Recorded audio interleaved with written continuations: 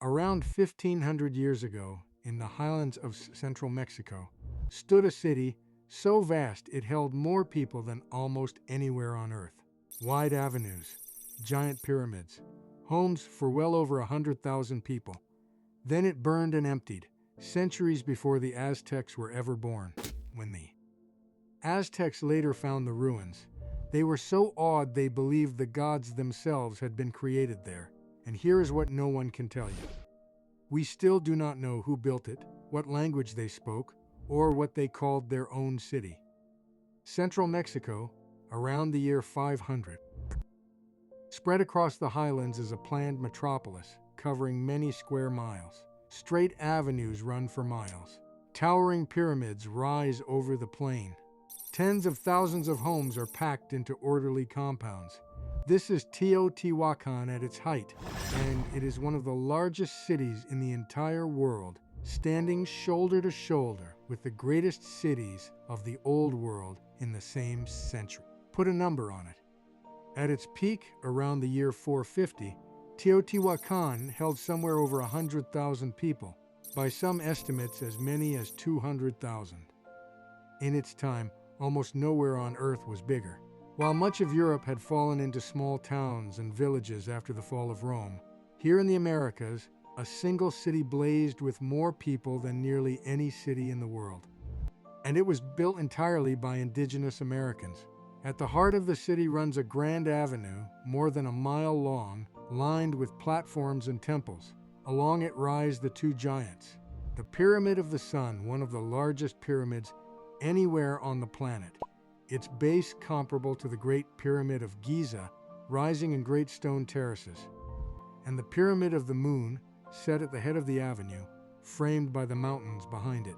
Between and around them stood temples, palaces, and the homes of a vast population. Now here is the strange and haunting part. Every single name you have just heard is borrowed. The Pyramid of the Sun, the Pyramid of the Moon, the Avenue of the Dead, even the name Teotihuacan itself. None of these are what the builders called them. All of these names were given centuries later by the Aztecs, who came upon the ruins of the abandoned city and were so awed that they named it Teotihuacan, a word in their language meaning the place where the gods were created. The Aztecs were tourists at a ruin already ancient to them. They did not build it. They simply named it because the real names were already lost. That is the heart of the mystery. We do not know who built Teotihuacan. We do not know what language they spoke. We do not know what they called their own city, their own pyramids, their own gods, or themselves. One of the greatest cities in the history of the world, and its true identity has vanished. We can walk its streets, measure its pyramids, and study its art, and still not name the people who made it. What we do know is that it was a city like few others. Teotihuacan was carefully planned, laid out on a deliberate grid, its streets and compounds aligned to a single master design. This was not a town that grew by accident. Someone planned it on a massive scale, and the people lived in it according to that plan, in large apartment compounds, many families sharing walls, in a density that feels almost modern. If a lost megacity is the kind of story you came here for, take a moment now and subscribe to Obsidian. The Americas built wonders that rivaled anything in the old world, and the conquest and the centuries did their best to make us forget. Stay close, because the deeper you dig into Teotihuacan, the stranger its rulers become. Here is one of the oddest things about the city. In most ancient civilizations, the rulers shout at you from the ruins. Egypt has its pharaohs carved everywhere, their names and faces on every wall. The Maya covered their cities with portraits of kings and the dates of their reigns. But at Teotihuacan, there is almost none of that. Archaeologists have found no clear royal tombs of named god-kings, no grand portraits of individual rulers boasting of their conquests. It is as if the people who ran this enormous city chose not to glorify a single king at all. That has led some researchers to a remarkable idea. Maybe Teotihuacan was not ruled by one all-powerful king in the usual way. Maybe it was governed by a council, by several powerful families or groups sharing power, a kind of collective rule rare in the ancient world. We cannot be sure, but the silence where the kings should be is itself a clue and a mystery. A city of 200,000 people, and we cannot point to its rulers. The city also drew people from far and wide. Teotihuacan was multi-ethnic, a true melting pot of the ancient Americas. Archaeologists have found whole neighborhoods of people from other regions living inside it, including a district of Zapotec, people from Oaxaca, signs of strong ties with the distant Maya world. People came from across Mesoamerica to live, trade, and worship in this great city. It was a center that pulled in the whole region, like the capitals of the old world pulled in theirs. Beneath its monuments, Teotihuacan still holds secrets. In recent decades, researchers exploring the Temple of the Feathered Serpent found a hidden tunnel running deep under the pyramid, sealed for nearly 2,000 years.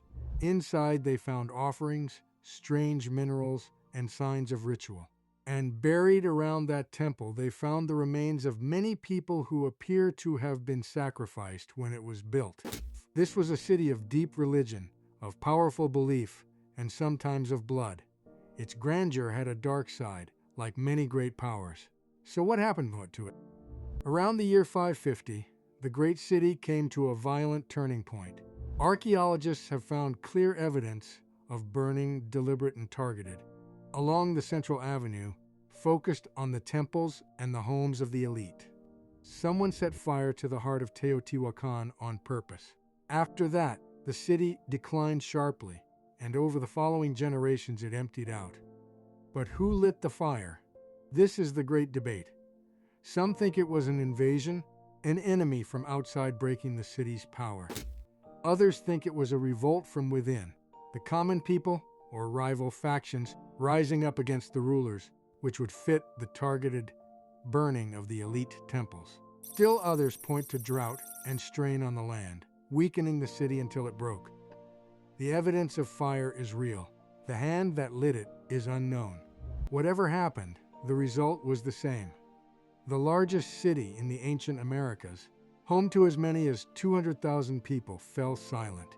Its people scattered into the surrounding lands and into the cultures that followed.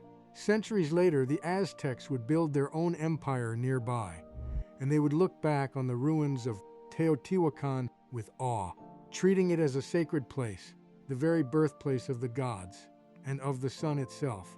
Most of the people of Teotihuacan lived in something remarkably modern, apartment compounds. These were large walled buildings, each holding many families with shared courtyards, drains, and rooms arranged around open spaces. Hundreds of these compounds filled the city.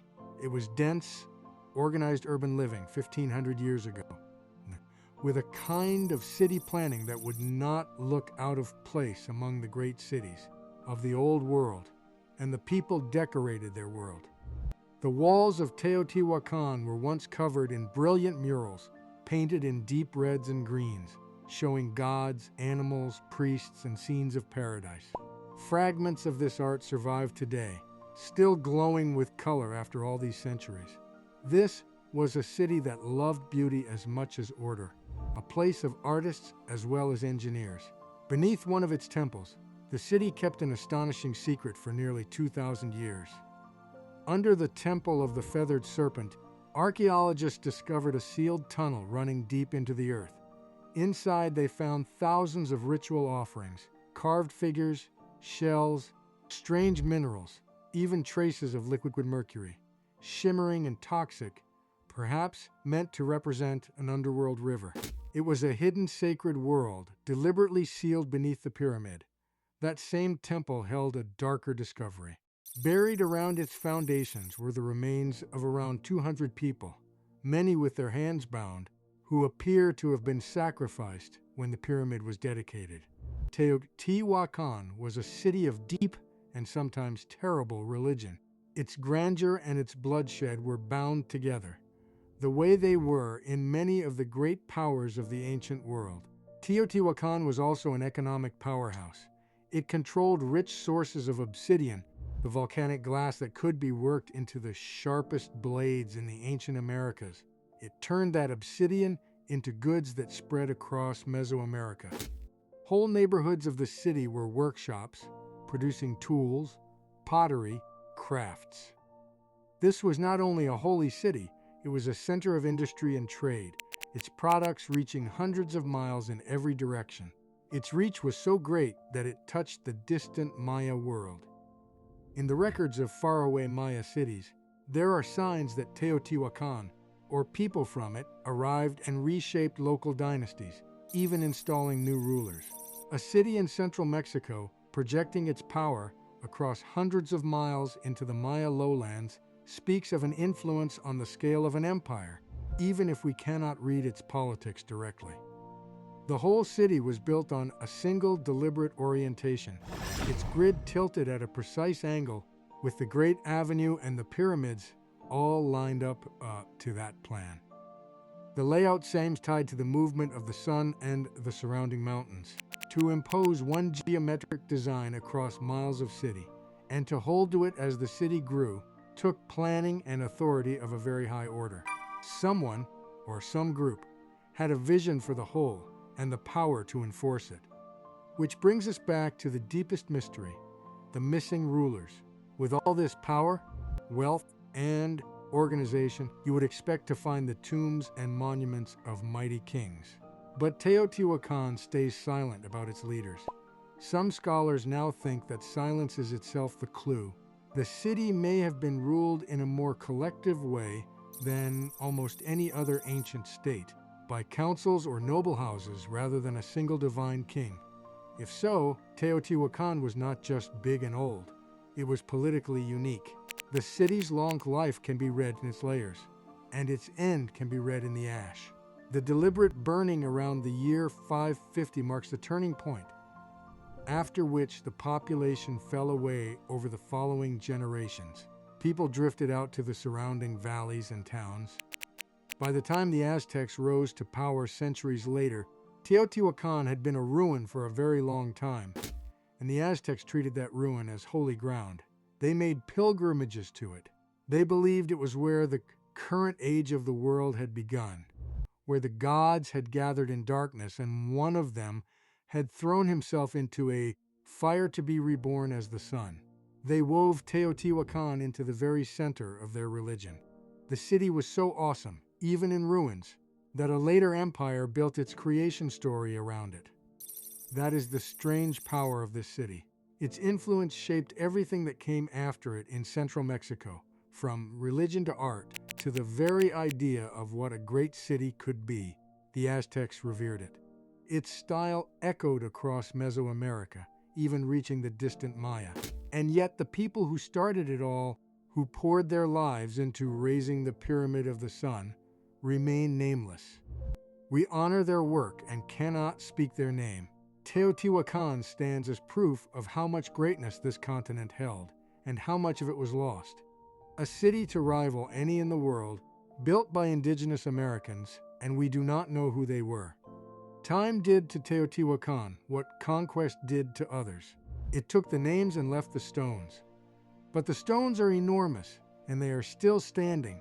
Every year, millions of people climb the Pyramid of the Sun, walking in the footsteps of a people whose name the world forgot. The real question is not how big Teotihuacan was. We can measure that. The real question is who they were, the men and women who dreamed up a city of 200,000 and built it by hand, and whether we will ever learn to call them by their own name. Until then, the great city keeps its secret, vast and silent in the highlands. If you want to keep uncovering the Americas they tried to make us forget that, Obsidian is just getting started. I will see you in the next one.